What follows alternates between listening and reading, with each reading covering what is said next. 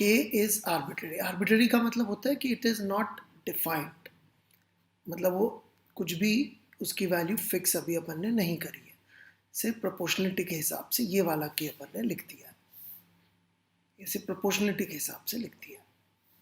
So this is the equation 1.1। तो यहाँ पर ये क्या कह रहे हैं कि हमको 1 कूलम को डिफाइन करने के लिए के की वैल्यू बतानी पड़ती है। तो के की वैल्यू हमने रैंडमली, ऐसा लग रहा है यहाँ पे तो पढ़ के, कि द वैल्यू ऑफ के इज अबाउट, चॉइस ऑफ के हमने डिसाइड कर लिया कि इट इज़ 9 × 10⁻⁹। और एक बार अपन ने के की ये वैल्यू, ये एक्चुअल नहीं होती, अप्रॉक्सीमेटली होती है, ये वैल्यू यहाँ पर पुट कर दी तो फोर्स की वैल्यू अपन 1 कूलम के लिए निकाल सकते हैं 9 × 10⁹। यदि एक कूलम के 2 पॉइंट चार्जेस रखे थे अपन ने 1 मीटर की दूरी पर, तो उनके बीच में इतना फोर्स आ जाएगा। तो जो अभी हमने बोला वही यहाँ पे लिखा हुआ है कि भाई 1 कूलम के 2 पॉइंट चार्जेस को वैक्यूम में यदि हम 1 मीटर की दूरी पे रख दें तो उनके बीच में जो इलेक्ट्रिक फोर्स ऑफ रिपल्शन लगेगा वो 9 × 10⁻⁹ आएगा। तो ये एक डेफिनेशन होगी 1 कूलम की कि 2 बराबर चार्जेस को 1 मीटर की दूरी पे रखने पे इतना बड़ा फोर्स लग जाए, तो इसका मतलब वो जो चार्ज रखा है 1 कूलम में। दूसरी बात, 1 कूलम बहुत बड़ा है, आप देख सकते हैं काफ़ी बड़ा फोर्स आ रहा है, तो इसलिए जो है हम जनरली सवालों में छोटी यूनिट्स आपको मिलेंगी, मिली कूलम और माइक्रो कूलम। मिली कूलम होता है 10⁻³ 1 मिली कूलम मतलब कि 10⁻³ कूलम, और 1 माइक्रो कूलम होता है 10⁻⁶ कूलम।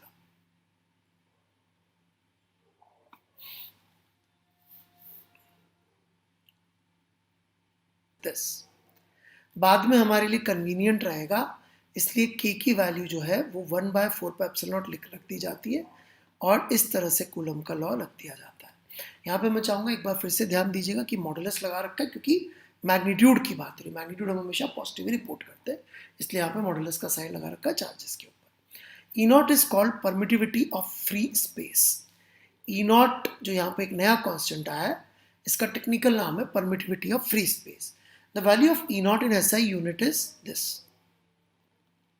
ये E0 की वैल्यू होगी SI यूनिट में 8.854 × 10⁻⁻12 कूलम स्क्वायर पर न्यूटन मीटर स्क्वायर। अभी ये परमिटिविटी ऑफ फ्री स्पेस क्या चीज होती है, आपके दिमाग में ऐसा सवाल जरूर आ रहा होगा। तो देखिए, पहले जमाने में लोग ऐसा सोचते थे कि जो सारी दुनिया है उसमें एक इमेजिनरी मीडियम है, और फ्री स्पेस मतलब ऐसी स्पेस जहाँ पे चार्ज नहीं हो।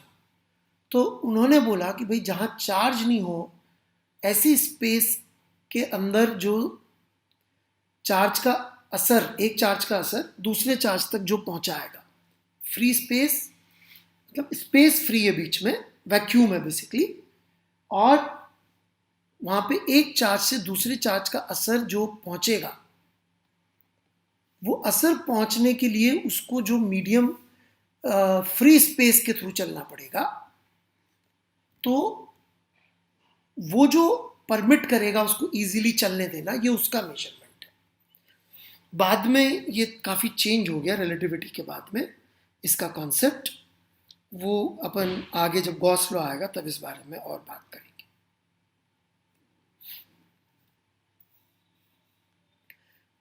अब ये यहाँ पर देख सकते हैं आप, ये अपन ने ओरिजिन लिया 0,0, इसके या एक और 0 लगा देते हैं, 3D में रखना है तो इसके रिस्पेक्ट में ये पोजीशन वेक्टर R1 है पॉइंट चार्ज Q1 का, ये पोजीशन वेक्टर R2 है पॉइंट चार्ज Q2 का।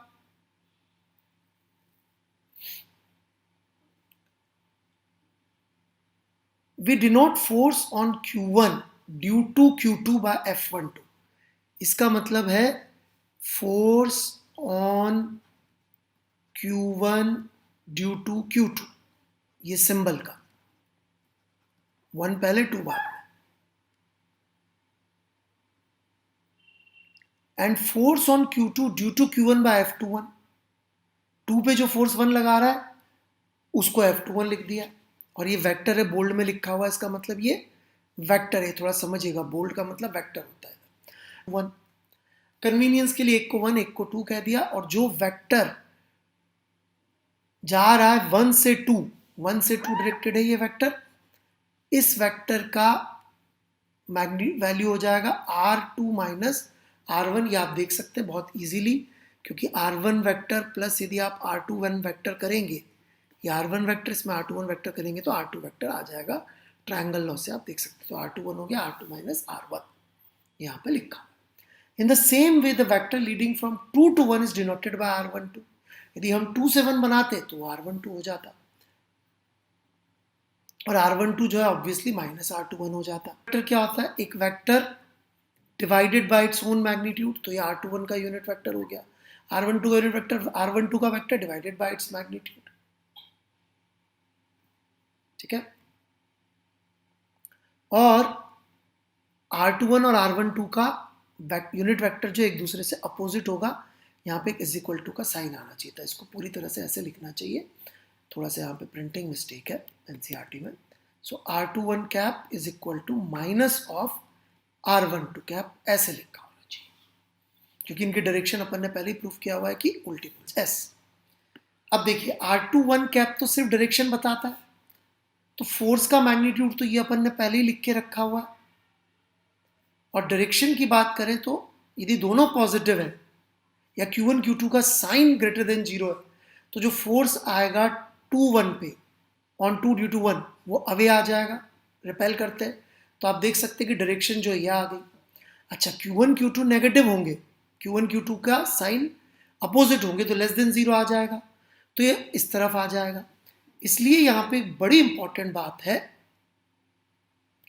जो आगे इन्होंने बता भी रखी है कि यहां पर Q1 Q2 में मॉडुलस नहीं लगा रखा है, यहां विद साइन रखना है, विद साइन ही ये पुट करना पड़ेगा, क्योंकि आप देख सकते हैं कि जब Q1 Q2 दोनों मान लीजिए नेगेटिव है, तब 2 पे फोर्स रिपल्शन का लग रहा होगा अवे, जो कि R12 कैप के अलॉन्ग होगा, R21 कैप के अलॉन्ग होगा, और दोनों के साइन पॉजिटिव है तब भी रिपल्शन का लग रहा होगा, तो भी डायरेक्शन R21 कैप के अलॉन्ग आ जाएगी। कि भाई दोनों का Q1 Q2 लेस देन 0 कब आएगा? मान लीजिए Q1 है +3 कूलम और Q2 है -2 कूलम, तो इनका प्रोडक्ट नेगेटिव आएगा और फोर्स अट्रैक्शन का लगेगा, वो अपने आप बन जा रहा है। क्यों? क्योंकि R21 कैप तो वैसा का वैसा ही रहेगा इस डायरेक्शन में, लेकिन Q1 Q2 नेगेटिव हो जाएगा तो वो अपोजिट हो जाएगा फोर्स, जैसा आप यहाँ पे देख सकते हैं। ये हमने आपको अभी समझाया था। The force F12 on charge Q1 due to charge Q2 is obtained from equation 1.3 by simply interchanging 1 and 2. यदि force on 1 due to 2 चाहिए, यहाँ पे 2 on 1 था, यहाँ पे force on 1 due to 2 था, तो मैग्नीट्यूड तो देखिए वो का वो ये सिर्फ पोजीशन वेक्टर में 1 2 1 2 करना पड़ेगा, और थर्ड लॉ को भी फॉलो कर रहा है, minus F21। Thus Coulomb's law agree with Newton's third law. और ये आप देख सकते हैं F12 की भी बात कर लेते हैं अपन, ये F12 है, लेकिन जो वेक्टर होगा यहाँ पे R21 बना रखा है, अपन को वेक्टर देखना पड़ेगा R12 अपोजिट में हो जाएगा वेक्टर की डायरेक्शन, और दोनों का साइन सेम है तो रिपल्शन का होगा तो अपोजिट हो जाएगा, दूर लग जाएगा फोर्स, और दोनों का साइन अपोजिट एक दूसरे से चार्जेस का, तो फोर्स अट्रैक्शन का हो जाएगा, और अट्रैक्शन का फोर्स आप देख सकते हैं F12 का टुवर्ड्स आ जाएगा, क्योंकि यूनिट वेक्टर R12 तो इस तरफ है, और यदि फोर्स का साइन अपोजिट हो गया, अपोजिट कब होगा? जब Q1 Q2 नेगेटिव हो जाएगा। चैप्टर तो ये कह रहे हैं कि मान लीजिए वैक्यूम में नहीं रखा हो, ये कहीं और रखा हुआ हो जहां पे मैटर है, तो फिर सिचुएशन जो थोड़ी कॉम्प्लिकेटेड हो जाती है, क्योंकि जो मैटर होगा उसमें भी चार्जेस है, तो उसको हम लोग नेक्स्ट चैप्टर में कंसिडर करेंगे।